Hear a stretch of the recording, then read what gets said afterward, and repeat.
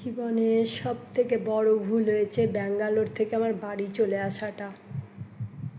বাড়ির যে টান, বাড়ি চলে আসাটা প্রথম ভুল আমার জীবনে। দ্বিতীয় ভুল, এত বছর বিবাহিত জীবন, সেই ছোট্ট বয়সে বিয়ে করেছি। সেই বয়সে বিয়ে করে আজ 24 বছর পার হয়ে গেল বিয়ে করার জীবন। কোনোদিন আমার শ্বশুরবাড়িতে এই ধরনের ঘটনা ঘটেনি। আমার ওপর ঈর্ষা, আমার একা থাকা, আমার গান করা, আমার আবৃত্তি করা, দেখেছি আমার বাড়িতে তো কেউ নেই, আমি একা সারাদিন। ওই জন্য লোকের কিছুটা প্রবলেম হয় যে কী করে মেয়েটাকে তাড়াবো, কী করে অত্যাচার করব। প্রচুর মার খাচ্ছি, কোনো জায়গাতে আমার খেতে হয়নি। আমিও ছিলাম 54 ফুটে আমার শ্বশুরের বাড়িতে, এইভাবে কেউ সমস্যা আমাকে দেয়নি। আর press club, Durgapur press club, এরা শক্তের ভক্ত আর নরমের জম। এতদিন মমতা মাননীয় মুখ্যমন্ত্রী ছিল, মাননীয়া মমতার আমরা মাথায় হাত বুলিয়ে মমতা ব্যানার্জির এইরকম একটা বড় ছবি ছিল, সেটাকেও দেখলাম, কালকে দেখলাম প্রেস ক্লাব থেকে হটিয়ে দিয়েছে। তার মাননীয় এবার শুভেন্দু অধিকারী মহাশয়ের মুখ রাখেনি, সেটাকেও হটিয়ে দিয়েছে। তৃণমূলের জমানা 15 বছর ছিল, সেই 15 বছরে তৃণমূলের মাথায় হাত বুলিয়ে, মমতা ব্যানার্জি মাথায় হাত বুলিয়ে প্রেস ক্লাবটা, ওটা একটা হোটেল মনে হবে বড়, এত সুন্দর করে নিয়েছে সরকারের টাকা থেকে। নিশ্চয় প্রেস ক্লাব কারোর বাপের পকেট টাকাই করেনি, নিজের টাকাই করেনি। আর সোমেন ব্যানার্জি মাথার ওপরে বসে আছো, থাকো। এই বডি কি আমি মোবাইলে দেখাতে পারবো যে বডিতে আমার কতগুলো রক্ত পড়েছে, কত দাগ আছে? আমি তুলে দেখাতে পারবো বডি? আর যদি আমি বডি কেউ দেখাতে পারে, একটা বেটা ছেলে গা খুলে দেখাতে পারে, কিন্তু একটা মেয়ে ছেলে গা খুলে দেখাতে পারে না। তাহলে মেয়েটা নোংরা হয়ে যাবে, বেশ্যা হয়ে যাবে। কত শরীরে দেখবে, কত কত সারা শরীরে। কান দেখো, এই গলা দেখো, সোমেন ব্যানার্জি এইখানে গলাকে টিপে এমনি করে ধরেছিল, চুলের মুঠি ধরে ঘুরিয়েছে। দেখছো সোমেন ব্যানার্জি? দেখো দেখো সোমেন ব্যানার্জি, কানের ভিতর দিয়ে রক্ত পড়েছে, এটা কেটে, কানের ভিতর দিয়ে নয়, আর নাক দিয়ে গড় গড় করে রক্ত পড়েছে। পেটটা দেখবে, কি করে দেখাবো সোমেন ব্যানার্জি? শুধু গলাটা দেখো, যতটা অংশ একটু মেয়ে দেখাতে পারে। হ্যাঁ, নির্লজ্জ মেয়েরা হলে গোটা বডি উলঙ্গ করে দেখিয়ে দিত যে উলঙ্গভাবে আমাকে মেরেছিল। তোমরা কিচ্ছু করনি। ভগবানের মার, দুনিয়ার বার দেখবেন। শুধু সোমেন ব্যানার্জির থেকেও বলছি না, সবারই উদ্দেশ্যে বলছি। দেখুন, কালকে এইভাবে এমনি করে ধরে পটাপট এইদিকে গালে এমনি করে ধরে এই গালের দিকে আমাকে মেরেছিল। আমার বরকে এমনভাবে মেরেছে বিনা কারণে, সারা শরীর তার ক্ষত হয়ে গেছে, তার চোখের চশমা শুধু ভেঙে দিয়েছে। সারা গরিবটা সোমেন ব্যানার্জি, আমার স্বামীর শরীরটা সারা রক্তে ভরে গিয়েছে, কেটে কেটে, মেরে নখ দিয়ে নুচে। আর শুনে রাখো, আজ আমার মাথা মেয়ে ছেলের চুল দিয়ে ঢাকা, তো এমনি মোটা বল, খাল থেকে শুধু বরফের জল আর প্যারাসিটামল খাচ্ছি, আর তার সঙ্গে ইলেকট্রল জল। কোনো পেটে আমাদের খাবার নেই, বুঝলে সোমেন ব্যানার্জি?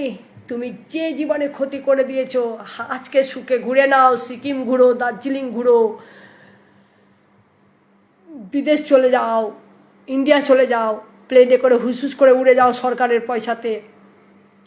একদিন তোমাকে চোখের জল পাছায় মুছবে, এরকম করে পাছায় মুছবে। সোমেন ব্যানার্জি প্রেস ক্লাবের সম্পাদক, ইটিভি রিপোর্টার তোতন ব্যানার্জি ওরফে সোমেন ব্যানার্জি, পাছার জল, চোখের জল পাছায় মুছবে। তুমি তোমার ব্যাটার হাতে মার তো খাবেই।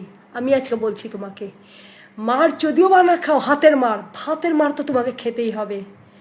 কারণ শুনো, যে রক্ত আমার বেরিয়েছে, আমার সারা শরীর দেখাতে পারবো না।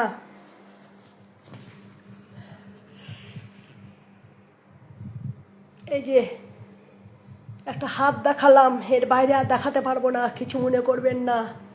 আমার ঘরে কেউ নেই, গোটা শরীরে এরকম আষ্টাঙ্গ নীল রক্ত, গোটা পেটে, পিঠে।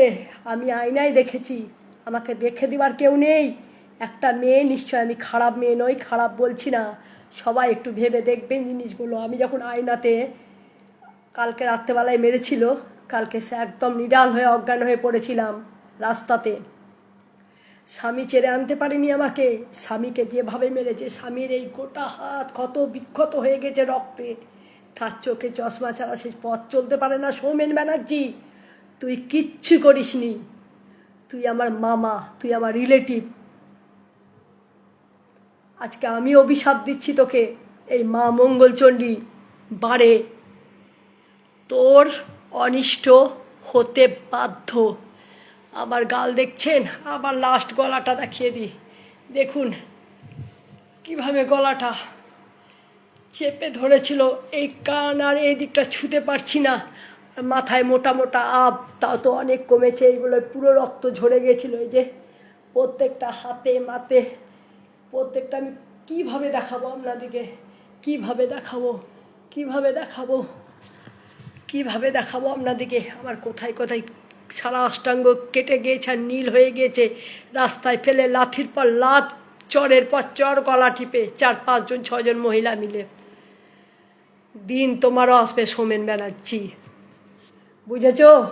আমি খারাপ মেয়ে নই, ঝগড়ুটেও নই, মারকুটটেও নয়। আর আমি যদি খারাপও হই, তাহলে তোমার বউ কি? তোমার বউ তো ডাকাতেরও বড় বাবা। তুমি ভয়ে থাকো, বইয়ের ভয়ে কেঁচো হয়ে থাকো। আমাদের জীবন ধ্বংস করে দিয়েছ। আর শুনে রাখো শেষ কথা, আমার স্বামীর যদি কিছু হয়ে যায়, 24 বছর ঘর করা হয়ে গেল, আমি আমার স্বামী মারুক কাটুক খেতে না দিক, স্বামীকে তো ছেড়ে পরপুরুষে যায়নি। এটা তো জন্য বাহবা দিবে আমাকে পাবলিকে। যারা জানে, যারা চিনবে না তারা বলবে আমরা তো জানি না, আন্দাজে কী করে বলবো। যারা জানে তারা আমাকে বাহবা দেবে যে তোমার মতো সতীত্ব অনেক বেরই কম আছে পৃথিবীতে। আর আমার স্বামীর যদি কিছু হয়ে যায়, আমি তোমাকে ছাড়বো না সৌমেন ব্যানার্জি। সেই দিন টুম্পা ব্যানার্জি কোর্ট অব্দি কীভাবে লড়াই করবে, সেদিন একা বুঝতে পারবা সৌমেন ব্যানার্জি। তোমার নামেই প্রথম এফআইআর দায়ের হবে কোর্টে গিয়ে। আই প্রমিস করলাম আজকে তোমাকে আমি মোবাইলের মাধ্যমে, এখন নয়, যদি আমার স্বামীর কিছু হয়ে যায়। কথাটা মাইন্ডে রেখো। সৌমেন ব্যানার্জি, প্রেস ক্লাবের সম্পাদক দুর্গাপুর, ইটিভি রিপোর্টার সৌমেন ব্যানার্জি, মাইন্ডে ঢুকিয়ে নাও।